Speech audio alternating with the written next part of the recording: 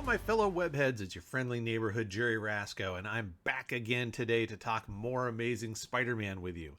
Today, we are going to be looking at issue number 65, continuation of our storyline that we've been looking at and reviewing together. And we have something interesting. We have a new member of the art team to discuss with this issue, so I'm very excited about that. The other thing I'm very excited about is the progress with the channel. If you've been here for a while, you know. If you're new, my goal is to reach 1,000 subscribers by the end of the year, and we're making progress, which is thanks to all of you who have chosen to subscribe. If you haven't, please think about clicking that subscribe button. It helps me out a lot. It's free of charge, and it puts you in the running for some free artwork. So if you're not familiar, let me show you. This is a piece of Amazing Spider-Man art that I did to celebrate here, of course, this series on the channel, this art retrospective of the Amazing Spider-Man.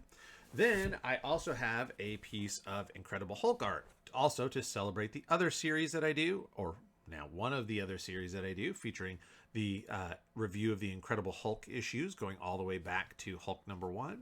And then we also have this X-Men piece. Yes, we've just kicked off our new series exploring the history of the X-Men, and we have this piece here of the original team in their original costumes. This is also available and will be free of charge to one lucky subscriber. So right now what I'm going to do is there will be one subscriber who will win the Spider-Man and the Hulk piece. There'll be another subscriber who will win the X-Men piece. And then as we launch other channels, there's plans for two more channels, not two more channels, but two more series. There'll be art associated with them as well. So at the end, you could have as much as 5 chances to win free art just by clicking that subscribe button. And as I mentioned, there's no purchase necessary, not even shipping. I'll ship it to you for free. I just want to go and have you click that subscribe button for me and help out the channel. So with all that out of the way, let's jump over to the comic. Let's take a look at Amazing Spider-Man 65 together. So here's our awesome cover for Amazing Spider-Man number 65. Very, very nice. This one does something similar to what the previous episode did. If you haven't seen that, think about checking out the playlist. We have the playlist with all of the episodes all the way to this point. And what I mean by that is the color in the background has dropped out or been dropped out. So Spidey is in prison. You will see. It's not exactly where the story left off, but obviously that's where it's going to be. So we have these prisoners. We have them in sort of dark gray clothing. We have gray walls, gray bars. So all that color gets dropped out. Even the light, the yellow in the background is a pale yellow. And that just makes our Spider-Man much bolder. The colors are more vibrant. It's really going to stand out on the news rack. Great shot of him running down the wall. Terrific foreshortening of the hand. So this is a great example of foreshortening done correctly. And that is, you have the hand overlaps the wrist. We don't see that connection there because it's happening behind the hand. That comes down to the forearm, and where the forearm connects to the bicep and tricep at that elbow. Again, the forearm itself is overlapping some of that bicep, so we don't see it. The bicep is overlapping the shoulder, and then we get to the body. So terrific foreshortening of that hand coming at us. It's very dramatic. It adds great depth. It pulls us in visually into, so we move backwards through. You're going to start at those bright red fingers and move into the image and back through until you're seeing all the background elements as well. So really, really good. I think it is fantastic. So there's your cover. Let's go ahead and open up the inside and get to the story. So as I always mention, this is a scanned PDF copy of the comic. Marvel found issues, every issue as of 2004, and scanned them on a big flatbed scanner and put them onto CD-ROM drives so you could view them on your computer like we're doing today. So that's why you see all these old ads and yellow paper and things of that nature.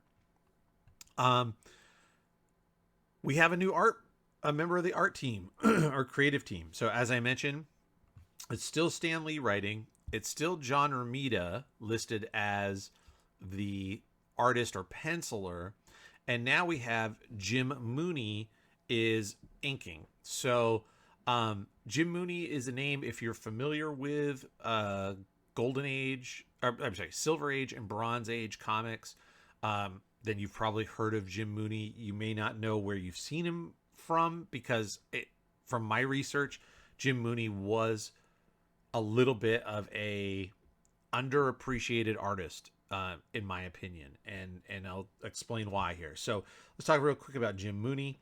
Sometimes he worked under a pseudonym of J. Noel or Noel, Noel. He started out working at DC Comics early on, and he was a ghost artist for Bob Kane on Batman. So, along with many others, Bob Kane, not at the time, but over the years, has been, I won't say exposed, but it became known that Bob Kane took credit for a lot of other people's artwork. His was a name. Bob Kane was associated with Batman, and people bought on that name. And so when Bob Kane eventually didn't want to draw, he would hire another artist to draw like him. So using his style, his mannerisms, etc. So he took credit for work that a lot of other people did. That's not trying to besmirch the man. That's just a fact. And so Jim Mooney was one of those. So he started out there. Eventually, he moved on to Superboy, and he also did Action Comics. And he was most well known for doing backup stories in Action Comics featuring Supergirl. So he was doing sort of that Silver Age Supergirl story. Eventually, came to Marvel, and he worked on a lot of different stuff. He did Westerns and war comics and all those kind of things that everybody did.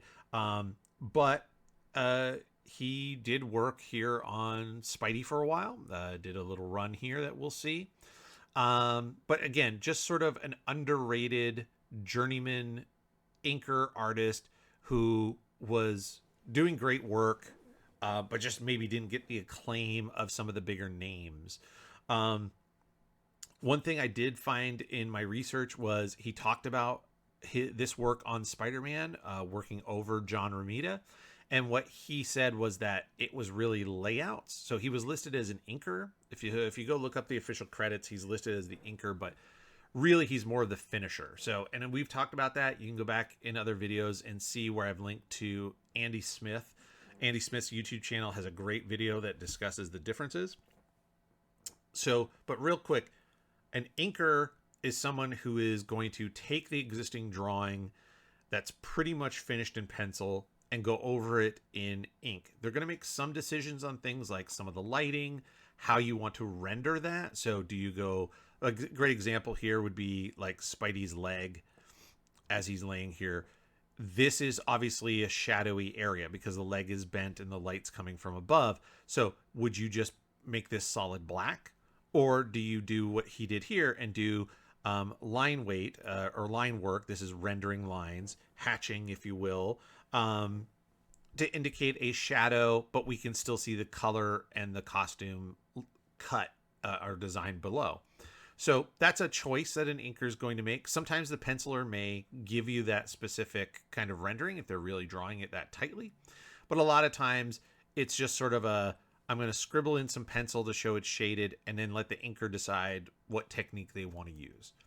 So in this case, John Romita, just like he was doing with Don Heck, he's still doing layouts, and which are going to be a little rough, meaning there's going to be a shape. He might literally write the word like Captain Stacy, Gwen, police officer. He might give you a little bit of detail to show he's wearing a suit or probably that he's holding the cane.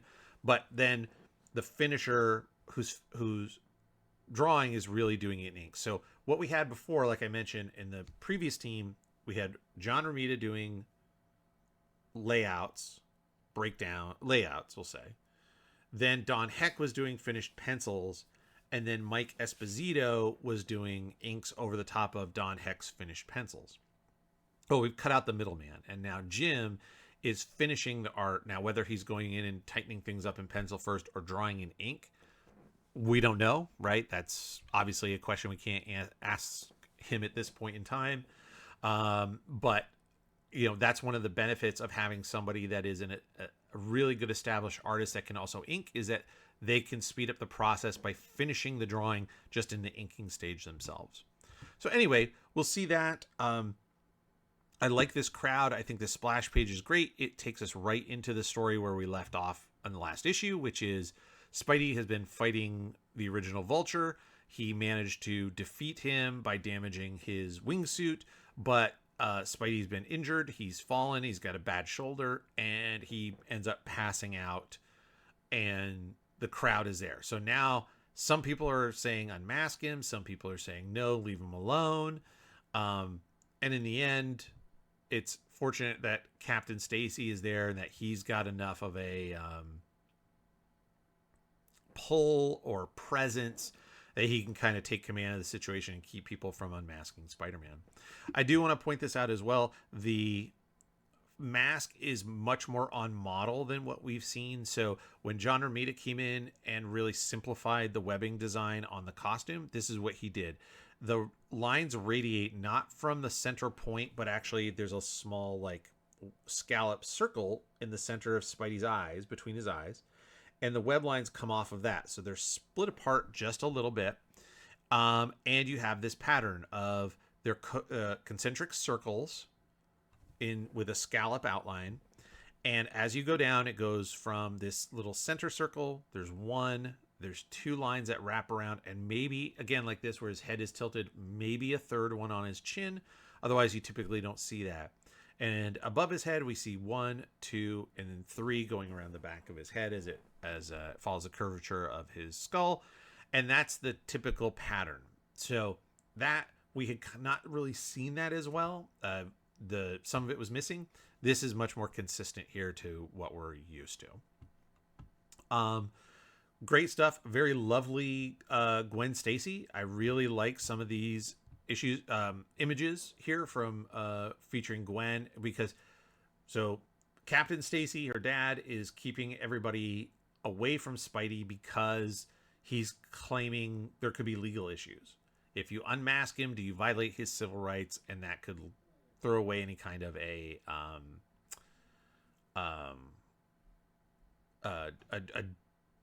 what am I trying to say? Not jurisdiction, a judgment against him, let's say, right? So that's what he's saying. Yeah. One, they don't know what charges are against him. He hasn't technically broken the law, and he has rights. So that's what Captain Stacy is fighting for. So Gwen, on the other hand, is looking around for Peter. And again, I think these are really nice. I actually went through and did a side-by-side. For whatever reason in my head, I just went, ooh, I like these faces of Gwen Stacy better. I felt like they were somehow softer, especially like this profile shot. Her face is very soft. This little line right there on the top of the cheek really just emphasizes that curve. You can almost kind of feel that curvature to that the cheekbone area. But when I went back and looked, it's really not that different than what we were seeing with the previous team. So I don't know. I guess it's just it's just a gut feeling, but they're terrific. The stuff we're seeing here, Gwen, is very, very nice. This face of J. Jonah Jameson is crazy. So he obviously is very adamant about Spidey and wanting to get his identity, and we're going to stop him. And he's just going nuts about it. He very much in this point is like Ahab from Moby Dick. He's unflinching. If somebody tells him something that contradicts his belief, he just twists the truth around. It's very wild. And the look on his face thinking that, yeah, we're going to get him. So I can't unmask him right now, but eventually, he's going to jail. They're going to unmask him. So that just manic insanity energy is crazy. And then he makes a little joke here, right, that Robbie Robertson's like, he was kind of helping everybody. And he's like, no, that was just a grudge fight. I can't stand anyone who carries a grudge. Ha ha ha. Cute little bit from Stan there to poke at the lack of self-awareness that Jonah has. So Spidey's taken to jail and taken to the infirmary in the prison and put under guard. This image here of Spidey in shadow, again, really, really nice. And probably something, again, the inker would have had to figure out how they want to handle this. Even so, the figure may be laid out kind of more like almost like a bubble or like a stick figure. There's kind of shapes. And maybe John Romita did sketch in like, I want him real shadowy. But having to decide, how to do it. So the lines rating from the shadow, we refer to this as feathering. So these are feathering out, which helps take us from a pure black shadow to a pure light area. It's a transition phase. Same with what they do on the arms, etc. The thing that I really like are the white lines of the spider pattern, the web pattern on the face where it's in the shadows, on his neck. They do a little bit on the arms here.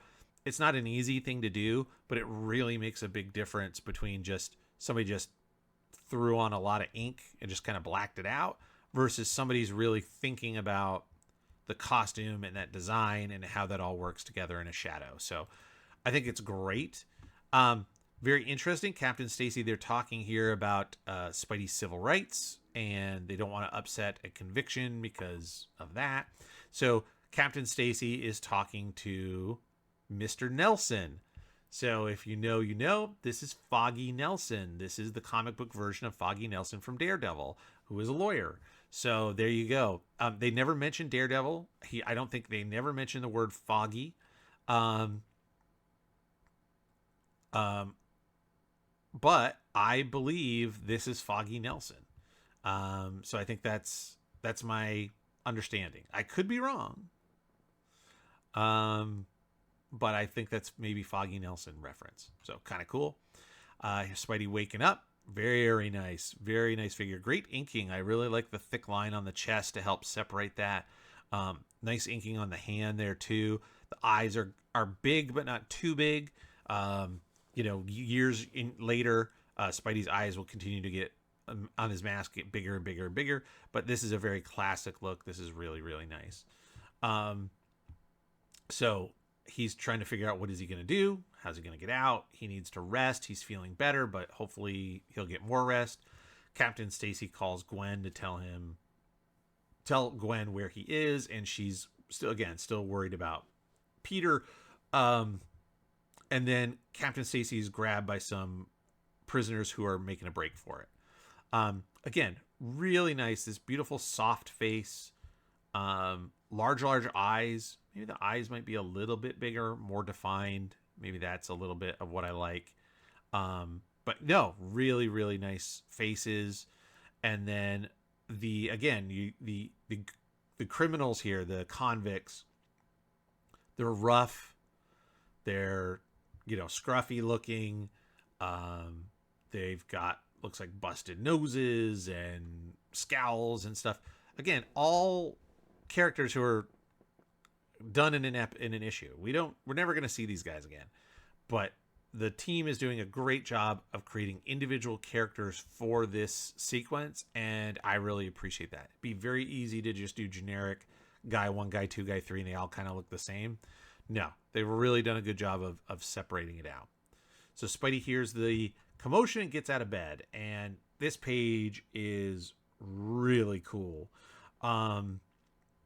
Him poking around the corner and just his body language, the curvature in his back to his neck, the clenching of that right hand is pretty cool.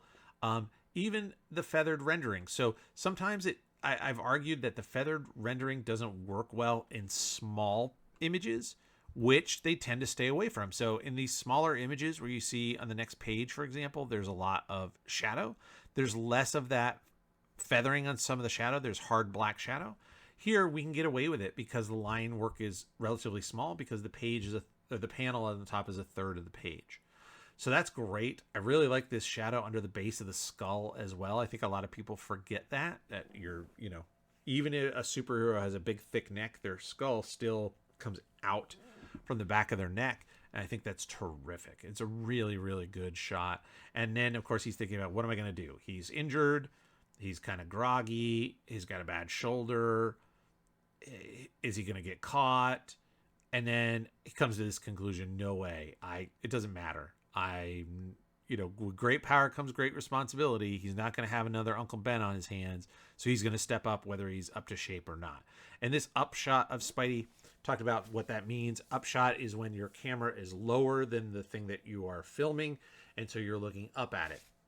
We don't have cameras, but we move the image around to mimic the idea of a camera moving so that the reader's view moves. And that's what we see here. You've got a kind of medium shot. We see a lot of Spidey as he's holding his head. We get to a nice close-up of him kind of wrestling with his, rubbing his forehead. What am I going to do? Then he goes to the shoulder, but then no, he's grasping that fist and he's ready to be a hero. So here we go. He goes out and bluffs his way through with the convicts, meaning he could take them all, no problem. But Captain Stacy's in danger. And while he's fighting 2 or 3 guys, considering he may be a little, not up to 100%, does somebody then hurt or injure Captain Stacy? And he doesn't want that, obviously. So Spidey's like, nope, I want to break out with you, and gets them to buy it. He lets a guy punch him and then starts beating people up. This is really nice action here of him flipping the character, the one bad guy into the group of the others. You see the guy rushing up behind him. It's all set up so that this left arm can swing backwards and punch the guy because he knows he's coming behind him because his spider sense warns him. We don't see it, but we know. And his shoulder's feeling better. So this is a great little bit to show us that he's back up to nearly full strength. And then this shot here is terrific, where he's holding the guy up by his collar, ready to haul off and punch him. Again, real nice. It's not so much foreshortening, but his head and neck is behind the shoulder because he's raised that shoulder up. So when you do that, your shoulder muscle bunches up, and if you're turning and looking that way, and somebody's looking from the other side, that muscle is going to block part of the face, which is exactly what happens here. I really, really like it. Even to the sort of, it's not a gradient, but you have this black background in the top, and then they use these little dots to fade it out to yellow. And then Spidey's got a big shadow behind him. Really nice stuff. That's a great, great panel. Again, one to study if you are a new or young artist and you're looking. This is a very classic comic book kind of pose that you definitely want to learn and master. I like he just backhands the guy, which I think is terrific, right? He could just, take his head clean off, but I love it anytime Spidey pulls his punches with regular people and he just backhands them. Like, I think, to me, it just makes me laugh. But really nice stuff there. So he's convinced the criminals that he's with them and we're all going to escape. And they look to him, what do you want to do? So he goes, okay, now I got to figure this out. Then we do the ever classic John Romita cut, which I absolutely hate. You've come to the end of a scene and the last panel on the page cuts to a completely unrelated scene. Spidey's talking to the criminals. Here's what we're going to do. Now we cut to, there's this club that for rich people in New York that we've already established. Jonah Jameson is a member of, and Norman Osborn is also a member of. So Harry is looking for his dad, and he goes to the club looking for him. So, and he's not around. So now we've got this little clip of, we don't know what's happening with Norman. Harry is concerned there's some sort of a connection between his dad's erratic behavior and the Green Goblin and Spider-Man, but he hasn't been able to put the pieces together. He runs into Mary Jane with her new haircut, who is unrecognizable as Mary Jane, but that's okay. And Mary Jane, again, is this typical, what we've seen of Mary Jane, which is terrible. She's completely self-centered. She comes across somebody that is supposed to be her friend. I know that I don't know if technically they've dated, but I know they've gone out together. Like, Harry's taken her out, I'll say on dates, here and there. because Mary Jane is tied down to nobody. But she sees this friend, and clearly this guy's upset, and he's, struggling. I mean, you can see him. He's got his head in his hands. He seems lost in thought. And Mary Jane is making a joke about it, like, "Oh, you lost your last Dylan disc," meaning like your Bob Dylan record. And she's like, "Well, you're so fun, geez." And she starts making fun of him because he's a bummer and he's not fun. And that's all she cares about is, somebody who's going to be fun and happy-go-lucky. So really shallow. It's really put off. So I dislike it a great deal. Very subtle thing here I just noticed that I want to point out on this last image of Mary Jane. I would argue that this arm is wrong. So what you can see here, it took me a while to notice. These are her fingers on her left hand holding her right arm. I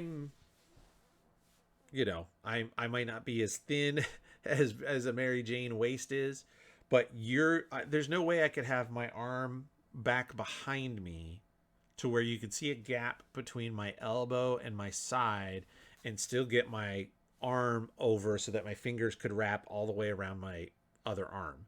My forearm just isn't long enough. And again, I'm a big tall guy, I got long arms. I can't do it. There's no way she could do it. So that gap in the arm shouldn't be there. You almost shouldn't even see this arm. Maybe just a hint of it and then have the hand there. Or take the hand away and just have her hand there holding her coat. It's not a big deal. But just a little subtle thing. So Spidey again. So now all the guards at the prison are aware. Everybody's aware of what's going on. Spidey's he's like, "I got a plan. Follow me." I love anytime he, runs on a wall just to be different. There's no reason for him to do it, but he does it just to be different. And then what I want to do here is I want to talk about this inking technique. I don't know if we've ever talked about it before, but it's called a halo. So it was kind of hard for me to find examples online. Maybe I just wasn't searching the right way. I did find an example I want to show you and kind of explain. We'll look at it real quick here on Spidey, and then I'll show you this example. Hopefully it helps clear things up.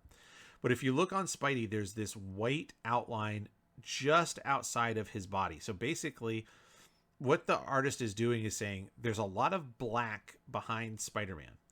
And now there's nothing that says you can't just have him, like over here, there's a black shadow behind him. So the contour line, the outline of Spidey on the side by his hip just blends into the black shadow. And that's fine. Most people do that. However, here they've chosen to add this little white highlight. So no ink lines from the other figures actually touch the ink lines of Spider-Man. There's this little halo of space all the way around until you get over here to where he's casting a shadow on the wall. But anything over here behind him, the figures behind him, there's a halo. Why would you do this? So we'll go show this example here real quick. This is a Scott Williams inked piece. So if you're familiar with Scott Williams, one of the biggest inkers in the business, he primarily inks, at this point, primarily is Jim Lee's inker. And this is a Jim Lee piece that he inked later. But you can see here around areas like where Colossus meets the black background, Gambit's hair, where the shadows in the hair would meet the black background, they kind of blend together. He's used a halo. None of the ink lines touch those figures in the background, and that again is just because that's how that works. So hopefully that cleared things up a little bit for you in terms of when I'm talking about like this Spidey image of halo and halo inking. Again, it's a little, I'll say controversial. It isn't. There's some people who absolutely hate it. There's some people who absolutely love it. It's just, it goes in and out of vogue with comic art.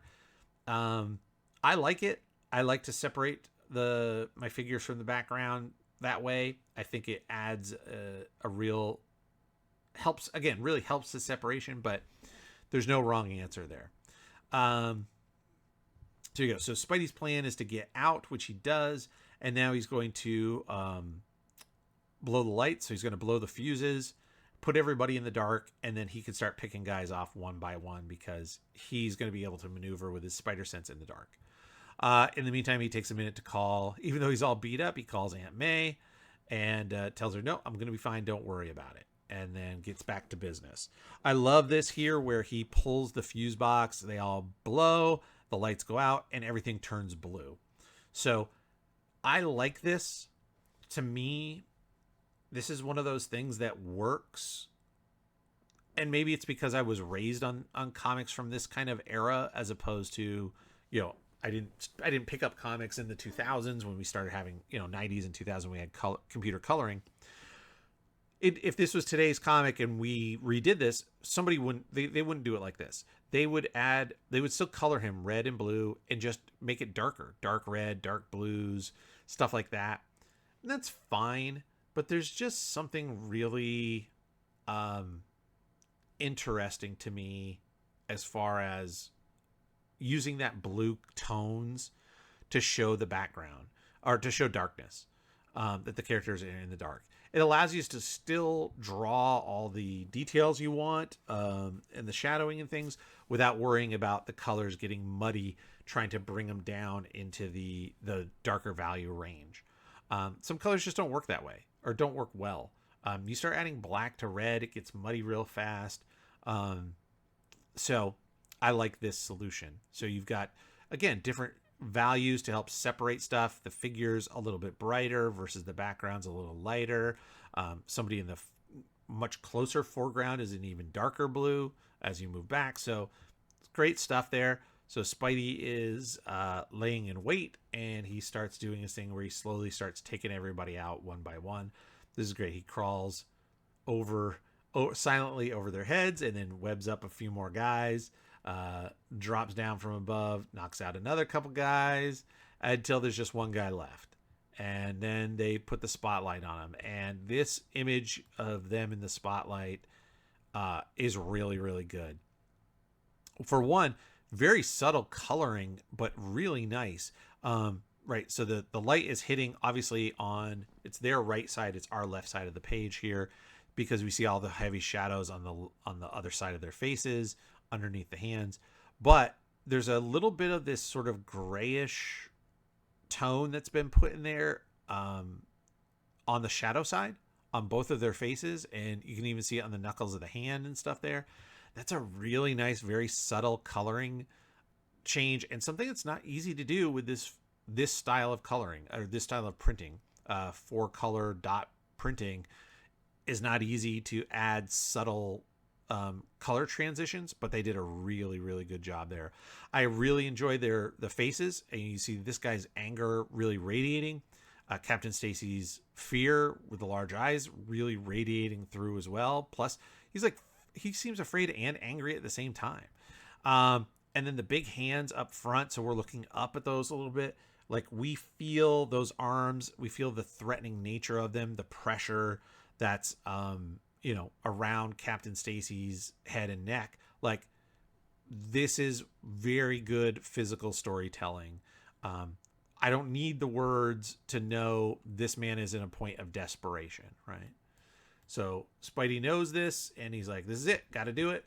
Webs the guy in the face and knocks him out, and everybody's safe. So, and of course, Captain Stacy is going to stand up for Spidey, and he's like, wait, you want me to stay and go to trial? And he's like, yeah, of course. And he's like, no way. Like, they'll pull my mask off, and I can't do it. And of all things, Captain Stacy's like, why? Well, why won't you tell us who you are? I mean, obviously, there's a reason. You've seen right here, people are mad at him as Spidey from the beginning of the episode. There's people who want him unmasked badly, so they would really be upset if they found out who he was, and would make his life hell. So he's, again, bends the bars with his bare hands, because that's what he can do, and off he goes. And Captain Stacy's still sticking up for him, like, hey, yeah, he escaped, he's a fugitive, but he did help stop a jailbreak, so there you go. And of course, J. Jonah Jameson is furious at his lost opportunity, while Spidey hangs there and watches the scene. I did find this was, I thought, a little weird. This figure of Spider-Man, the way that he's hanging from his web. I don't have a problem with him hanging from one arm, sort of sitting on the web, but he's so close to the wall that it feels like his feet should be on the wall. Like he should be just sticking to the wall versus hanging in air. The other part is the way that this arm is. I know he's super strong and he could support himself like this, but usually you would see kind of his arms down, maybe both hands grabbing onto the web line to support himself straight up and down. It looks like he's meant to be sitting on something, and it's just a little strange. But then from there we get our hint that the next issue is going to feature Mysterio. So we've wrapped up the Vulture series. Spider-Man is essentially back, feeling okay. Things he did end up getting things patched up with Gwen, or he and Peter and Gwen are going to patch things up. We're on that way. Everybody is kind of back to square one. So that is the end of the issue. And with that said, we're going to jump back over to the desk and wrap everything up. So that was Amazing Spider-Man 65, a very fun issue. Interesting changes to kind of go side by side and see the differences between this new art team and the previous art team. There are some subtle differences. I liked what this team was bringing together. So Jim Mooney on inks and finishes over John Romita, I think was pretty good. Might even been a little better than what we had seen before. But again, as I always say, your mileage may vary. So it's up to you. Everybody's got their favorites, but I really liked what was going on here. The only thing about the story, it's an okay story. It's just a transition to get us from wrapping up this old plot to the next big threat. And so realistically, there's not a lot happening. If you think about it, if Spidey had woken up on the street and swung away and not gone through the whole prison break, everything would have ended up kind of the same. So I give this one a 7.5 out of 10.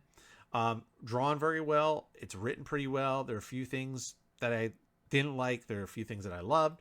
So a decent rating, I think, for, like I said, a kind of transitionary issue, as opposed to a major plot point or key issue. So that's my take. I'd be very interested in hearing what you think about this issue. So drop your comments in here in the video. Let me know what you think. I love reading the comments and seeing people's take on either what I said or just what you think about the comic as well. So let me know, and I will be sure to read those before we meet here this time next week with even more Amazing Spider-Man. Thanks.